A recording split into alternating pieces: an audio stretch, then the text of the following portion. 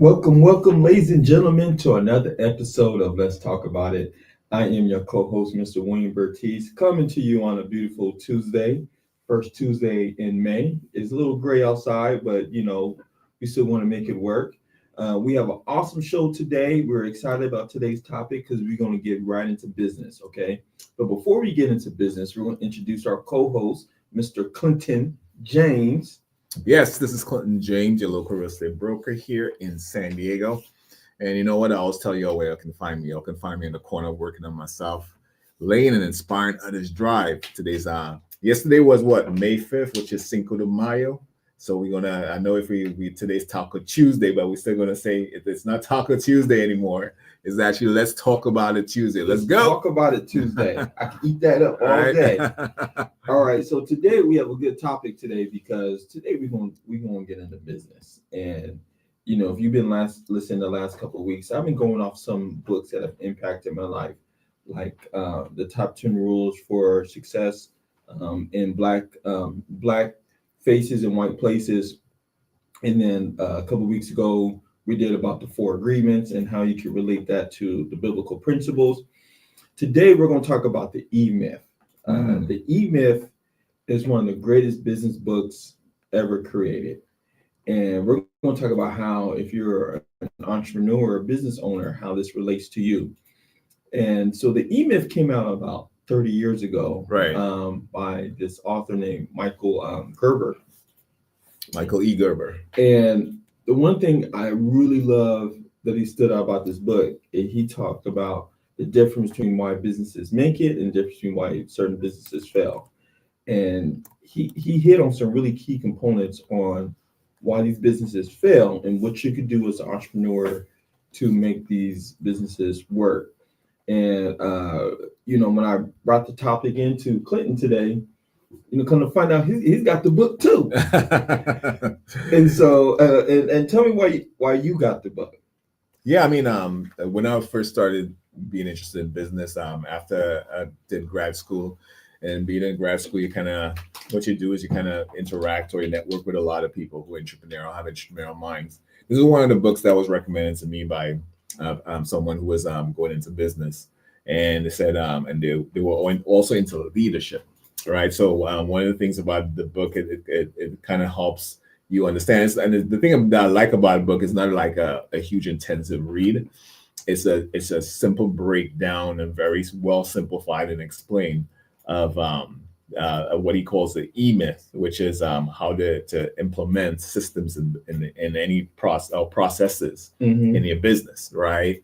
And it can apply to life, too, because I've applied some of these things to life. And it kind of correlated a lot with what I studied when I did my MBA. I focused on supply chain management, which is definitely showing you how to actually be very efficient in the value chain of adding value to things as it comes through distribution to the consumer. So yeah, it was a great read. But I'm glad we're talking about this today, and we're going to dive right into it, man. So let's get into it. So it's working on your business, not just in it. So, what the E stands for in E-Myth is entrepreneurial, just so you guys know. So, like, what does the E stand for? That's what it means. So he calls people who are starting businesses and who are technicians in their business, he calls them people that are suffering from having an entrepreneurial seizure. And the reason why he says that is he talks about when most people start their businesses, they look at themselves as technicians. They do something that they love to do, which is fine. You should do something you love to do. Right. However, when most people think about their business, they think about working in their business and not on their business. Right. And so some examples is if you're a chef and you make really good mac and cheese or chicken or ribs, or I'm gonna get myself hungry talking about it, tacos, whatever, you may be really good at making that, but how is your business thriving? Right. Or if you're a barber and you really care about the craft of cutting hair, you may decide, am I going to own a barbershop and run it, or I'm just going to cut hair? Right. So So an entrepreneur or a business owner is more than just being a technician, although you could be a technician.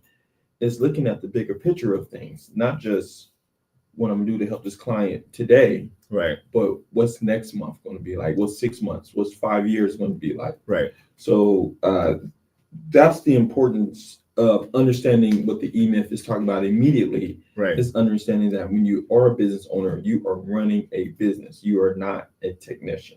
Right. Right. Yeah, and it kind of comes back to when people want to get into business, or they say, hey, you know what, they have this idea. Is how do they implement it, right? Mm-hmm. So how do they start trying to implement the business? And he also talked about a vision. All right, executing the vision that you have when it comes to starting and becoming an entrepreneur, and when you start working on your business, it's something where you apply a lot of the things that he is saying, which is number one, make sure and come up with a plan of action and execute a plan. So it's kind of like basically what they always say, come up with a plan of action, but execute a plan consistently. Right. You know, and I know we'll get into it, but then you have to definitely start applying, creating systems, and that's all about writing it down and making sure that you're detailed about what you want to do and how you want to do it, and when you want to do it, so that you have action items actually to check off a task list that you get done. So within there, with every business has, they have at least three type of people that work in the business. Mm-hmm. First, you have the technician. The technician does the hands-on work. So, they make the burgers, they, cut the hair, they, make the items or the widgets, or just provide the service Mm-hmm. that your business needs. Second is you have a manager. A manager is someone who creates order, systems, and structure for your business. Okay, they're not so much on the day-to-day. Well, they are on the day-to-day operations, but they oversee it and making sure that the systems are running right. Right. The entrepreneur focuses on the growth, vision, and innovation of the business. Right. And I just when I was reading this initially in the beginning, I remember thinking like, well, I mean, that doesn't that come automatically? Like, how much time do you set aside to just focus on growth and vision and innovation? And I realized it takes time to really do that. Right. And not just think about it, but actually put things into action and make it work. Right. What's your thoughts about that? And I mean, it's a trial and error. I mean, it's a trial and failure. I mean, the main thing is not to stop, so when it's making sure that you have some consistency in it. Right. The main thing is what happens with a lot of businesses is when they find some form, or they reach or they have some failure while they're trying to implement these processes, they stop. Right. I think that's where you have to learn. That's the learning curve that you have to actually implement now. Kind of like what he said here with the three different people who are in business is technician, you have the manager, and then you have the entrepreneur. And it kind of relates back to the 5 habits of the 7 habits of highly effective people. Right. By Michael Covey. Stephen Covey. Yeah. Right. So he actually said there's 2 things as a manager, and then there is also a leader, right, in the business, or the person who actually and he kind of related to this. You're going through the forest, right, and you're carrying a crew of people through the forest, right, and you have to there's a new path you're creating for this direction that you want to go in. There's that CEO of the business who's going to come up with a vision. We have to go north, right, because he knows and he's trusting based upon his gut and his feeling and everything like that, and his drive, that, hey, we have that. And so he's created that vision in his mind. Hey, north is where we're going to find success. So we got to go north. Right. But there's no path. That's where he hires a manager now to create that path. So he becomes the driver of everybody. We got to go north. Even though the manager can't see his vision, but the manager's going to come in with the systems. They're going to come in with the machinery. They're going to supply everything that's needed for them to cut a path going north.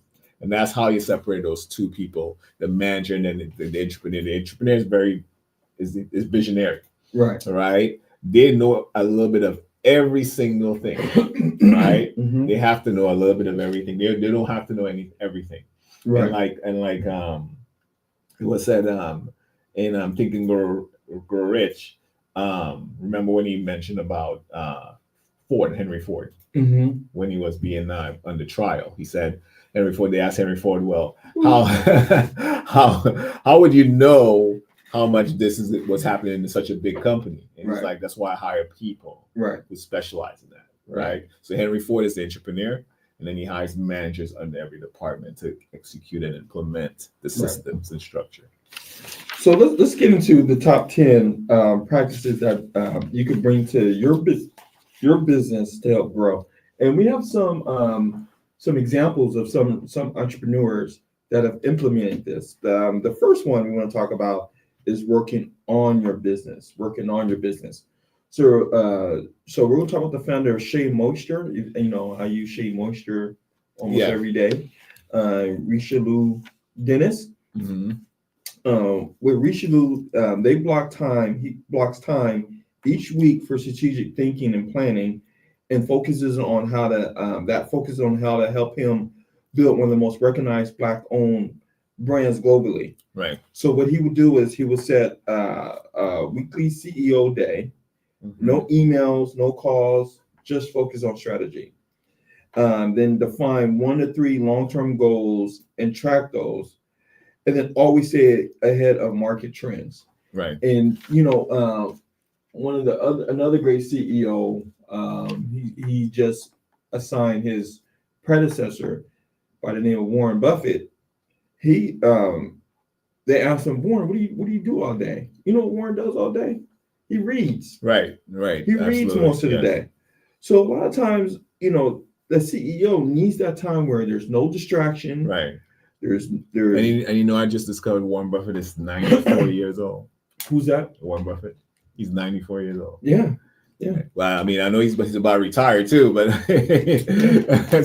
that's crazy. I'm like, wow. And this man, and the thing about it is that his company, and he's and the nice thing that I've kind of, after studying a little bit about him and reading about him, he has stayed very consistent in how he does investment. Right. He has one of his biggest investments was Apple. Mm-hmm. Right. And he didn't invest in Apple because it was a trend. Right. He looked to the company and he looked to the vision and because one of his main rules I always looked at is that he doesn't invest in the outcome of the company. He invests in the people. The people. Right. Yeah. He invests in people. And he's always stuck to that metric of investing in people. Right. Over the output. Right. And now we find that this biggest investment, which was Apple, is right now one of the biggest companies in the world. Mm-hmm. They have over $500 million in cash. Right. They're worth over $1 trillion. Yeah. So I mean, these are and that was built over time because he invested even when the CEO passed away. Right. So number 2 is we have documenting procedures, and we're going to talk briefly about Janice Bryant Howard. I think she's right here from San Diego.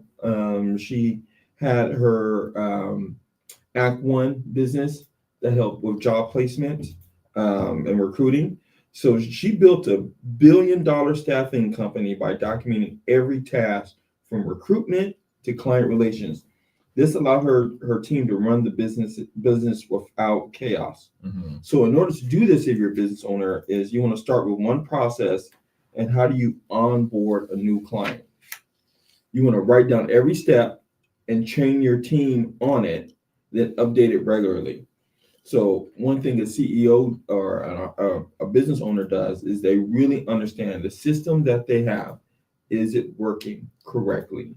Mm-hmm. And just doing, and sometimes it's trial and error, but sometimes somebody else is already doing it and see how it works. Right. So, but the documenting part, taking time to write things down to see what has been working, what hasn't been working. Right. And making sure that if something hasn't been working, then you scratch it. Right. Or find out why. If it is working, then continue to duplicate that over and over and over again. Right. Yeah, and that's a process of actually of business that has been implemented in recent years with companies like Tesla.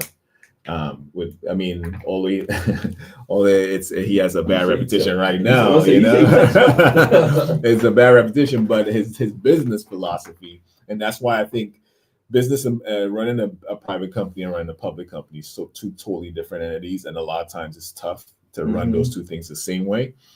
Because the public, I mean, with dealing with the public and dealing with profit is two different things.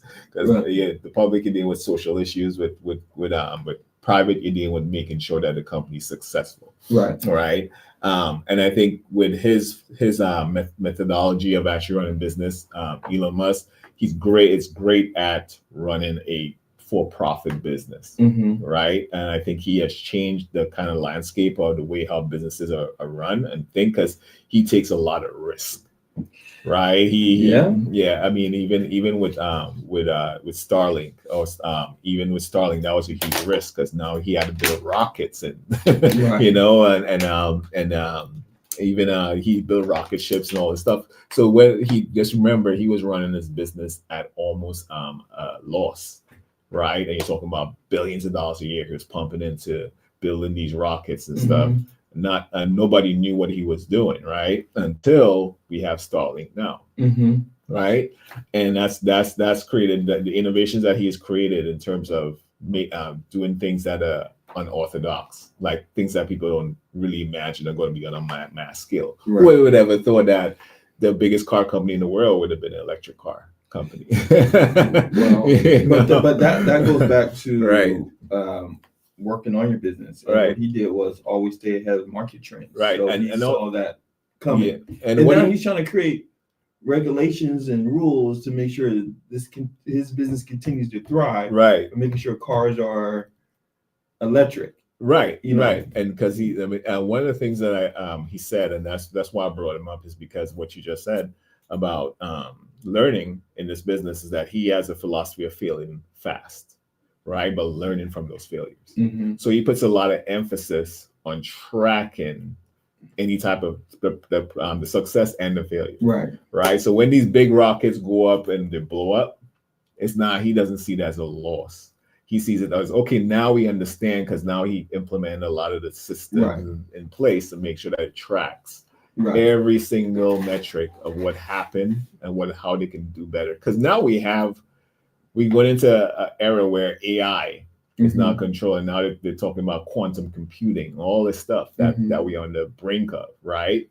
So when we're looking at that, those things are actually creating systems in place and tracking all the data, taking that data, putting it together, and saying, "Hey, this is how you do it right now."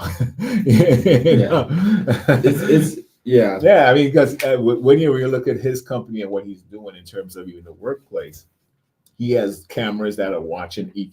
That can track every employee's output just by watching what they do. It's kind of like they're scanning each employee. They have a movie about that, and it's creating. It's telling everybody how much output these employees are doing. There's a movie about that, or a book called it's 1984. 1984. Yeah, George Orwell. I think I heard of it. Where basically what you're saying is a world where everything you do is being tracked, and looked at. And the funny thing is, that's kind of how Apple built their big marketing, was based on that book, 1984. Back in 1984, when they had the commercial during the Super Bowl, it was like everyone was the same, doing the same thing, and the lady came in and threw a hammer at the screen and it broke. Oh, wow. Interesting, you know.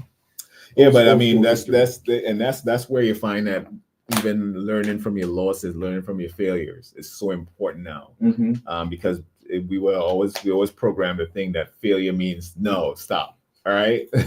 But now failure means, hey, go learn from it and go forward even 10 times more. Right. Yeah, I think people look at failure as, oh, this means I shouldn't be doing this. Right. And failure is a result. It's not. Exactly. It doesn't define who you are. Exactly. Speaking of that, let's go on to number 3. And I'm excited to talk about this guy briefly because, you know, this is one of my favorite fashion brands of all time. So number 3 is delegating effectively, which could be hard. Okay. Because if you know how to do it and you're the business owner, you just think, well, I'll just do it because I know how I want it to be done. Right. So delegating effectively is extremely important. And the brief entrepreneur we're going to talk about is Damon John. But FUBU. Oh, FUBU, yeah. For us, by us. I know most people know him from Shark Tank. Shark Tank, right? yeah. But we know him from FUBU. Yeah. So he scaled FUBU by trusting his team, delegating his team, freed him up to focus on marketing, branding, and partnerships for key global growth. Right. And one of the most genius things he did was he connected with LL Cool J. So he's from New York. Right. He was part of hip hop, and that's kind of how he's like, man, these hip hop rappers don't have their own brands. They, you know, everything is somebody else who don't look like us that we're wearing. And so he said, I'm gonna create that brand for us. So first he knew his target market. Right. So he connected with LL and LL Cool J. And LL Cool J had a brand, or not a brand. He had a deal with Gap, the clothing company, and store. And he did the commercials. It's like what, 96, 97. Yeah, they were somewhere around there. And he's supposed to wear Gap clothes. He had a FUBU hat on, and basically was promoting FUBU in a Gap commercial. That was free advertising. So it didn't have to be Damon John promoting it or marketing it. He delegated to someone else that wanted to see him succeed. Right. And because of that really blew up. When I saw that commercial, I was like, man, I gotta give me an FB hat. I know. He was transcending with that one. But just the name alone and then having eyes on it, definitely it also shows delegation. Right. One of the things that I think in business when it comes to delegation is also not understanding that you can't do everything and you don't know everything. So they say list 3 tasks you currently do but shouldn't. Right. So that's one of the main things that I think for most entrepreneurs is it's hard to give up, right?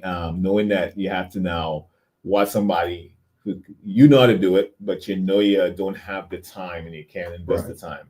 You have to go move on to something because an entrepreneur's mind is always on the move consistently. Right. Either learning something new or implementing something new. There you go. Right.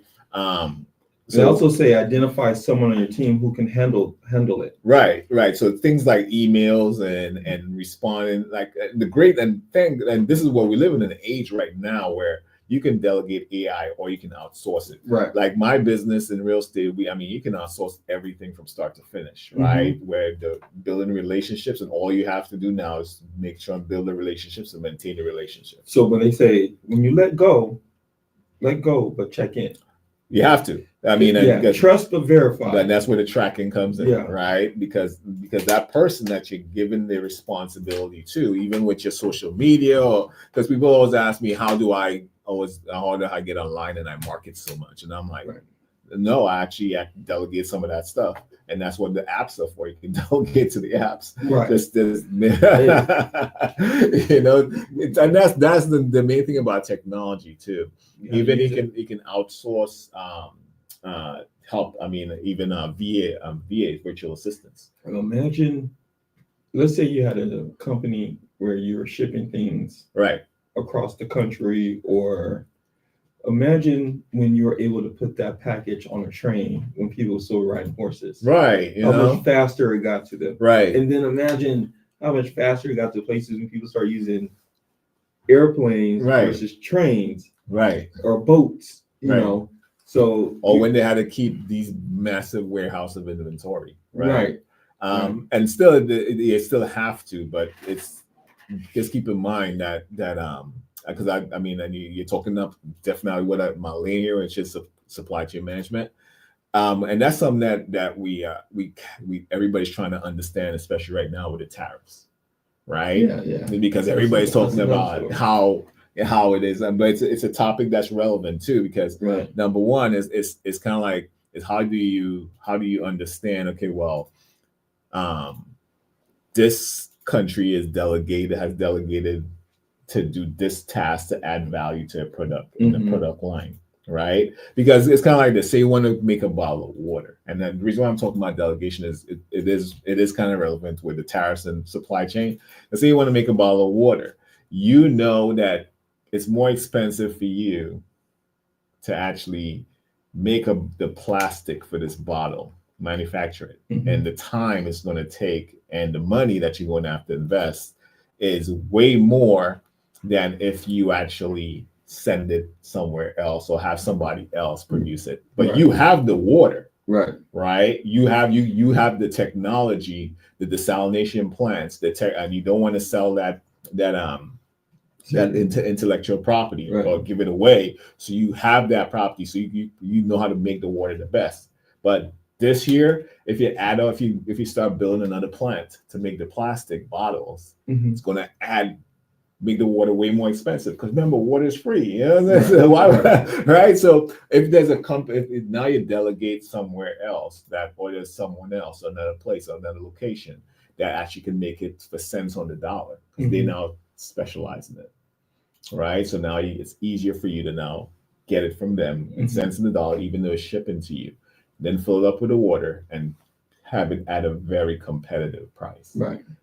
Right. So this is where delegation also comes in, and we got to understand you don't have to you don't have to do everything. You don't have to be like, hey, this is why we share, and there's something called globalization anyway. But I'm getting to Paul. I'm going down the rabbit hole right now. But I do think we have to take a quick commercial. Quick commercial break. We'll be back in 30 seconds. Right. I keep talking. Oh, well, we keep talking. That's no problem. So we actually could hit on. I'm ready. Okay. Yeah, we're gonna take a quick commercial break. We'll be back in. Awesome. Got to pay some bills. Pay some bills. Have you heard about the Hope for Home Ownership Research Program? It allows you to earn 3.5% of your home's purchase price, up to $13,000.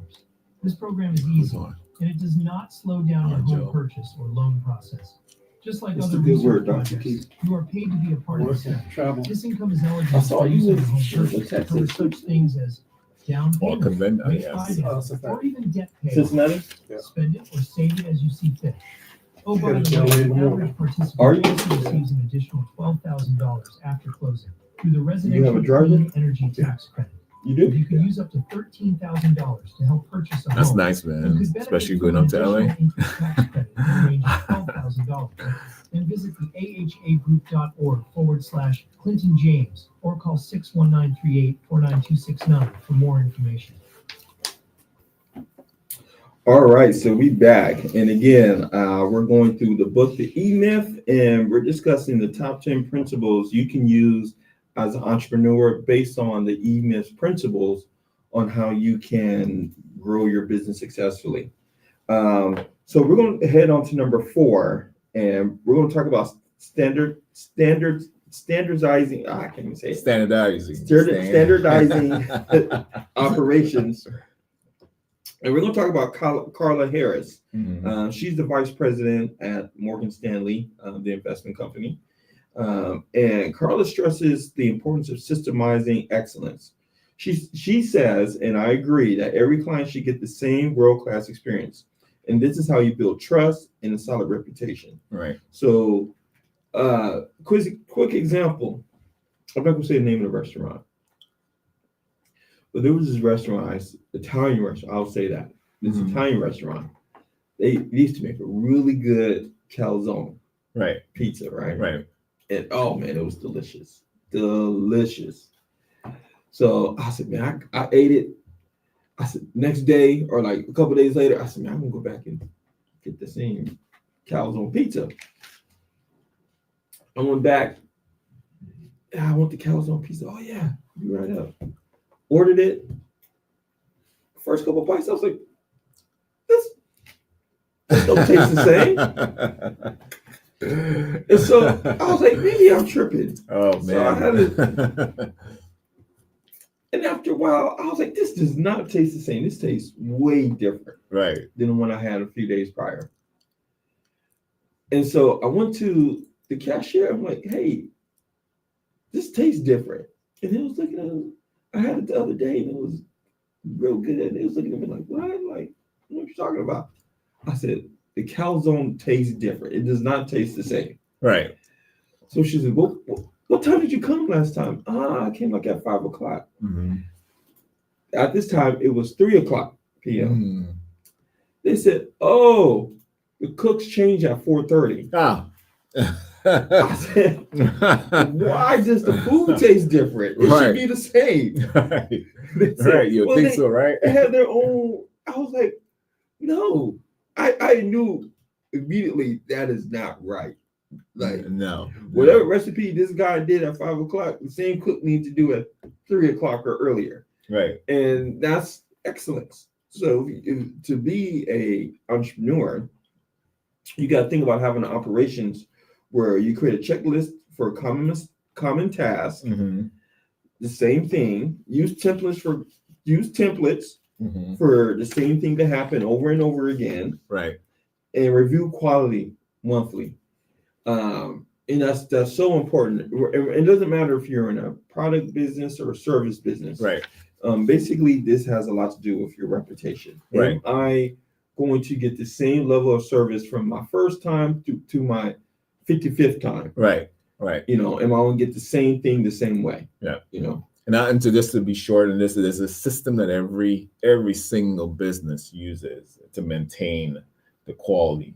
And that's why you have to be consistent with that system and make it. And there's a formula in supply chains and manufacturing that also when you have big companies that apply this formula, and it's called a value chain formula, where how you add value. What is value equal to? Right. Value equals to, and there's this formula that says value equals to utility divided by cost also equals responsiveness multiplied by efficiency. Oh man, you're good at math. Explain that. Well, I mean, and this is just a formula. This is just a formula. Explain right? that formula again. But it's a supply chain formula. When you're adding value, you have to be consistent along, because with adding value, they're using a very the metric to where the output has to be it has to be on point every time. Right. Because if there's a mistake that's made in, say, if they have a supply chain, manufacturing chain where they're creating like trucks, building trucks, or those chains go. Right. And there's one mistake, it now throws everything off. So they have to be accurate. Right. Right. So basically what it's saying is that value equals utility divided by cost, which is utility means what that product or service is being used for, right? And how the client, the customer interprets the use of that product or service, and the cost. So what they're saying is how much the lower they can bring that cost down, right, and increase the satisfaction, right, is a better value you can add. Right. So the lower that you're paying for anything, even if it's zero, but you're getting satisfied. So that's why no matter what the cost, if you have a restaurant, if it's 2 o'clock, 3 o'clock, 4 o'clock, 5 o'clock, you make sure you repeat it consistently. Right. So I'm still mad about right. that. So I mean, so even if it has to be a higher cost. Right. Right. But even when it comes to service too. Right. Even am I going to be treated the same by employee 1 or employee 10?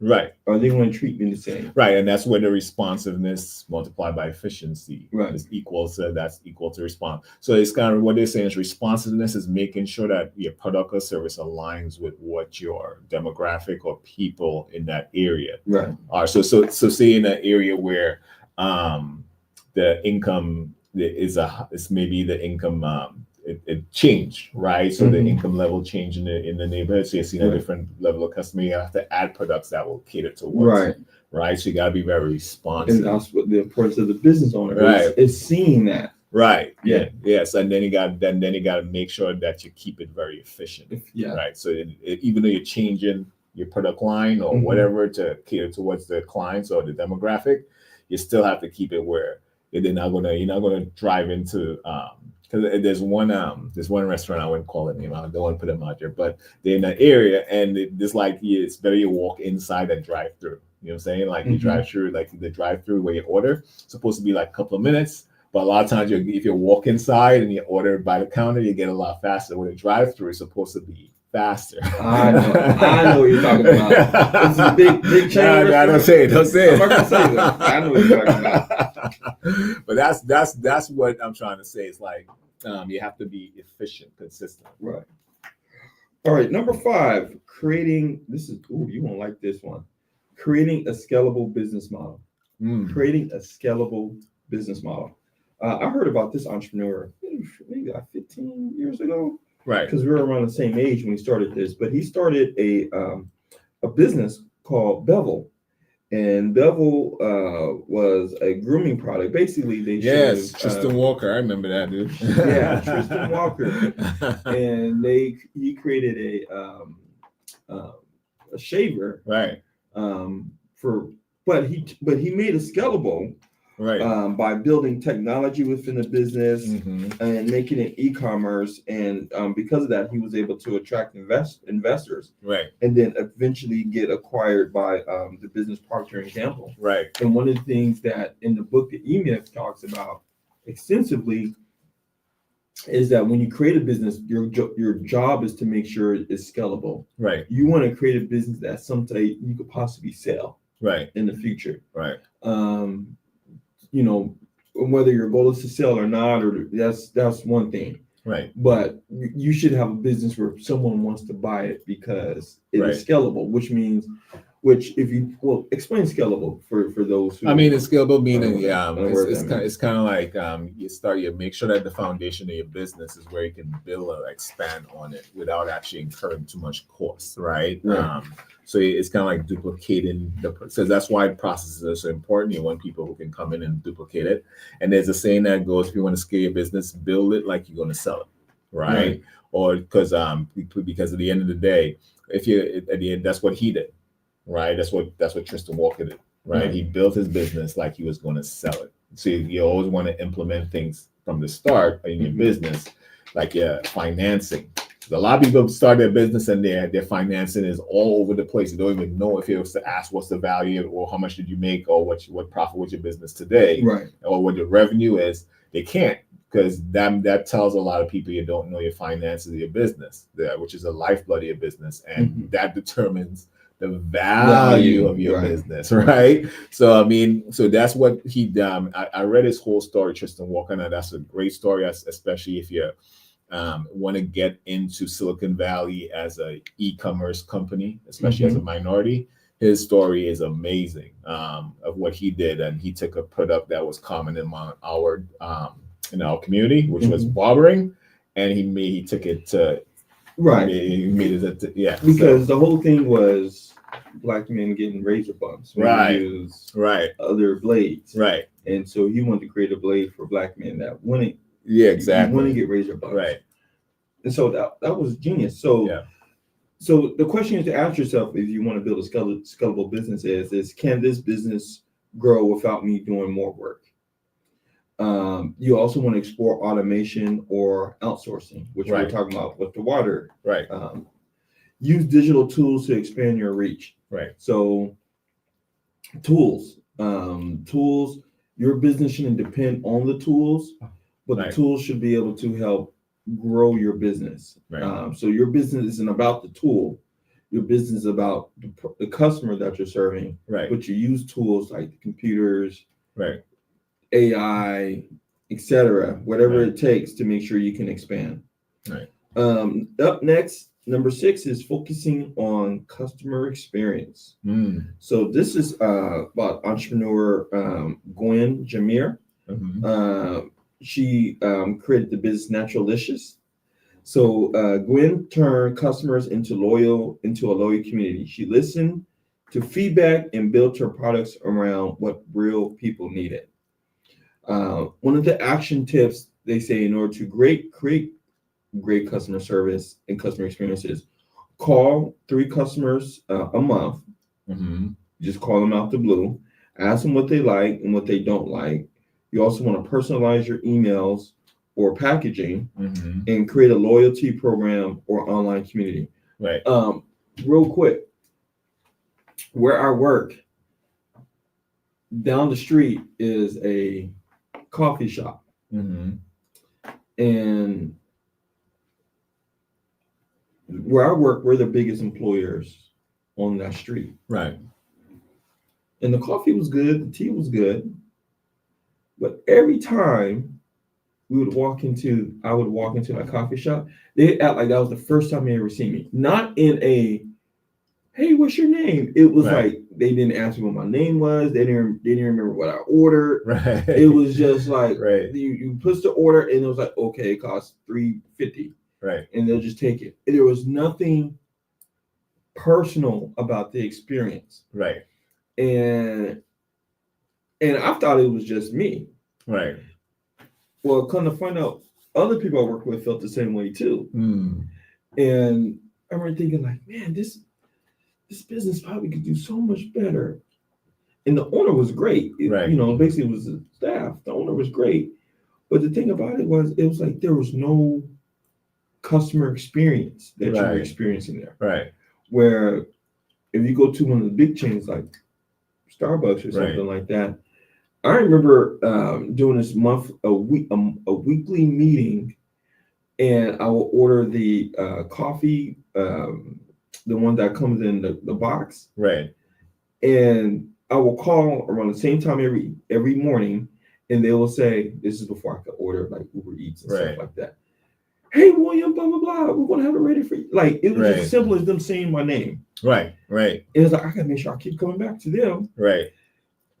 So that customer experience, you could be really great at what you do. Right. If the customer does not feel you care about them Right. and your feedback isn't important, Right. they ain't coming back. Right. It kind of brings me back to that book by Dale Carnegie, How to Make Friends and Influence People. Right. Right. And the simple thing is knowing somebody's name. Like, I mean, one of the things that I find myself going back to is there's two gas stations in one in my neighborhood. That even though the gas prices might be a little bit higher, then I always go back there. Why? Is because the behind the counter, it's like she knows everybody's name, right? I will see the line and she'll be like, "Hey, so and so. Hey, so and so," and they'll know because they'll know who you are. Right. And I thought it was just her, but then the other employees were doing it too, right? And it's like they always ask you, "Hey, what's going on?" This and that. Short conversation. How you doing? This and that. So they know your name. Hey, Clinton, what's going on? I mean, how are you? And sometimes I'm thinking, oh, maybe wearing my name badge, but right. It's like no, they know you because number one, they form that relationship with you. So right. it always brings me back. And then there's I'm not saying every business like that. Then there's businesses like this. They just want to shuffle you through. Yeah, you know what I'm saying? It's like boom. It's like hey, next. Yeah, you're just a number. So I mean, I always relay that. There's some called in Nordstrom's customer service. Yeah. And I worked in Nordstrom's for like 3.5 years, and it was one of the toughest jobs I ever had. But I would tell you, one of the things that I learned there was customer service and how to be very consistent no matter what. Because at Nordstrom, the customer, they have a saying, the customer is always right. And it's crazy. Yeah, the customer is always right. So, I mean, when you're going in there, it's very humbling. But at the same time, too, you always have to understand how to respond. It taught me a lot of how to respond to people, right? How to build relationships or build rapport with people very quickly. And also read people, understand kind of like what they really need. Find out their needs very quickly. Yes. Right? Yeah. And attend to that need. What is their need? Yeah. Because at the end of the day, if they don't like it, you can make a big sale, but if they didn't like it, they felt something or you did something wrong, where they went home and they're like, oh, I didn't feel like I needed to buy this stuff, they can easily return it. And that's the thing about Nordstrom's, that made you go above and beyond, even if they didn't want it. Right. You left an impression that you really helped them. So yes. I mean, they'll come back to you.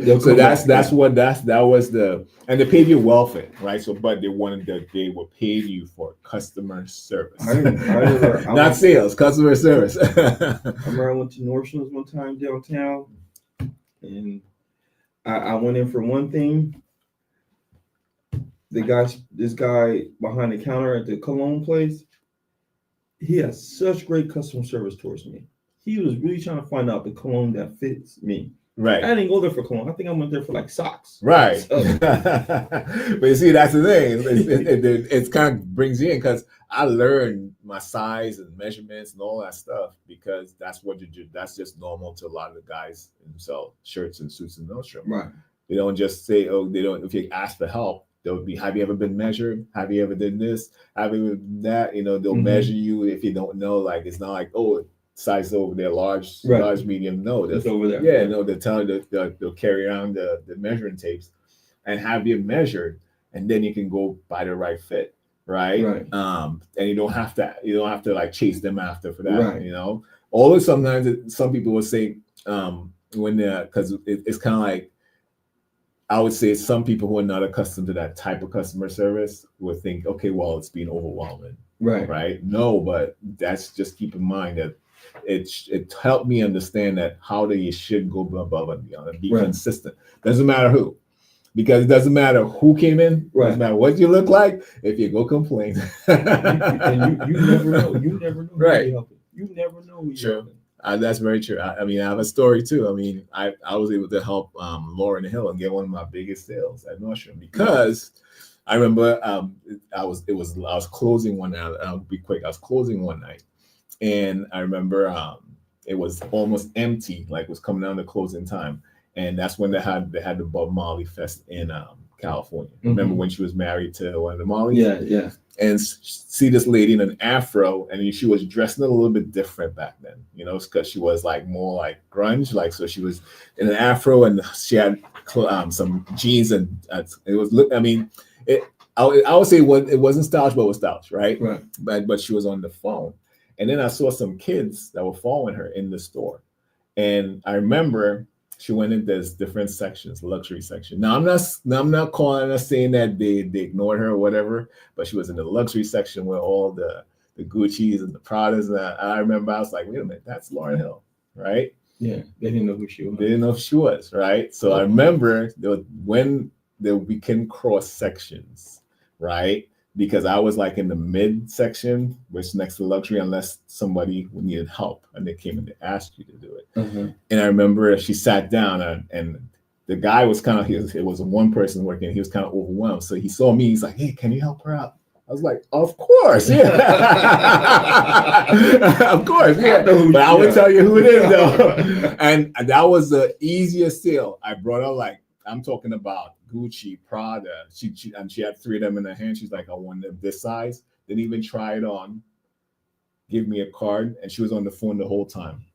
Gave me a card, went in cash. And the guy was looking at me like, is this for real? So, I mean, I'm like, so this is where I learned customer service, but I also learned you can't judge. You can't really judge. can't. Yeah. You can't. You never know. All right, number 1 is plan for growth. This is from entrepreneur Philip Ashley Ricks. Philip, he has a business called Philip Ashley's Chocolates. And Philip didn't wait for growth for his business. He planned for it. He planned for it through bold marketing and luxury partnerships. He made sure expansion wasn't an accident. It was a blueprint. So some advice you could do is set quarterly revenue or customer goals, research a new market you want to break into, and think a year to a year and a half ahead, not just next week. So that's planning for growth. That's really planning ahead. And it's hard for a lot of people because, a lot of times, your here is here. Right.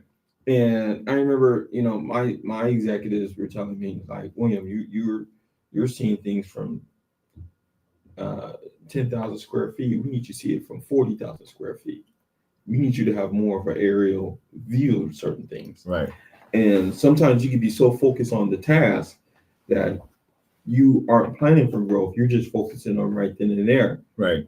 But when that customer or that client has another issue that comes up, did you plan out far enough ahead to have that handled? Right. Or you just focusing on the here and now? Right. So I don't know how much time we got. We got about 10 No, minutes left. like 6 more minutes. Oh, six. Oh, Yeah. shoot. We're at number 7. Okay. All right. Number So- 8. Real quick. Number 8 is investing in training. Right. So, entrepreneur Jules Solomon of Park Pick was acquired by Amazon. So, they got paid out. Yeah, absolutely. Joel empowered her employees by constantly investing in their development. Her team was sharp, skilled, and innovative, and it showed in her company's results. Right. So through this, you want to pay for one course or certification per employee, Mm-hmm. or make sure that they continue to get better. Right now, I'm trying to learn some Spanish. You want to have team members share what they learn on the monthly meetings and make learning a part of your company culture. Number 9 is using technology wisely.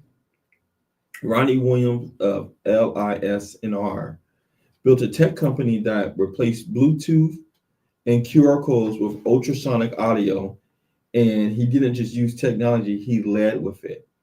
So audit your business. What tech is outdated or missing? Look into affordable tools for marketing, payments, or scheduling, and don't wait. Start small, but start now. Yes. And the last is number 10, monitoring performance. Right. Business owner Ariel Belgrave, Mhm. founder of Jim Hookie, Mm-hmm. uses real-time data to guide decisions. She knows what her users are clicking, liking, and buying, so she keeps Right. improving her platform. Right. So through this, you want to track 3 key metrics: sales, customer retention, and engagement. Mm-hmm. Use tools like Google Analytics or certain CR systems, or even spreadsheets. Review your data monthly and adjust. Right. So wrapping up the E-Myth, it's a book that really has you focusing on, if I'm a business owner, how do I keep being visionary? And if you want to take it biblical, Right. right. Noah, Abraham, Mm-hmm. Jesus. Yes. Mm-hmm. If you want to do more modern, and they talk about this in the ebook a lot, McDonald's. Right. Let's talk about McDonald's. Talks about McDonald's a lot. Yeah. Amazon. Mm-hmm. I mean, these businesses are still around today. These stories are still impactful today because you had entrepreneurs who really focused on their business, right, and worked on their business. Right. Like Jesus's focus was to teach the disciples so they can go on beyond without him, right, and continue spreading the word, the gospel. Right. Imagine Jesus says, "Nah, God, I got this. They don't, they can't Mhm. do it like me." Right. And he, and through that, he had someone that betrayed him. Right. He had someone who turned his back on him. Yeah. Yeah. But still knowing that he knew his purpose and he had a vision. Yes. Yeah. You have to see. I mean, he saw beyond the current moment. He saw right the big picture, 5,000-6,000 years ahead. Right. And how the impact, and we're still following it to this day. Right. Because in business, that those things will happen. You run the pitfalls. There's ups and downs. Like, I mean, if you draw, business is never a linear line, a straight line, right? There's ups, downs, but you're moving up. You got to keep on moving up. Like there's ups, downs. Sometimes you might fall right back down, but you see, an entrepreneurial mindset is you got to keep moving. And that's life too. Yeah. Just living. Yeah. You have to have a vision. You have to look at your life beyond your current circumstances. Right. What's life going to be like for you 10 years from now? Tony Robbins once said people overestimate what life is going to be like 5 years from now and underestimate what's going to be like 10 years from now. Right. You can have a total life change in just a few years if you really plan ahead. Right. Or you could just be living day to day and get the same results. Right. So that concludes. This was good. 2 more minutes. But one last thing in the last section, monitoring performance. I want to say that's very, very important, especially when you're looking at CRMs, so even trying trying to make sure that you monitor what's happening in your business. It helps you stay on top of things, right? Because there's a saying that was taught me is like, what's not being monitored most likely is not getting done. And you always have to think like that, right? Because if you're not tracking it, most likely it's not getting done. Because you can, and that includes when you have people doing things for you, especially when you delegate something. Right. You have to set actually KPIs, key performance indexes. Key performance, yeah. So go through KPIs. So that way, every month, you have somebody who could be they can be accountable to those KPIs. Yeah. All right. Well, I think that concludes today's show. We thank you guys for joining in and listening in. I hope you guys learned something. We learned something by going through this ourselves. Yes. But remember, the future's up to you. Keep God first, and your life will be where you need it to be. All right. We'll see you guys same time, same place in a couple weeks. Until then, peace. We out. Let's talk about it.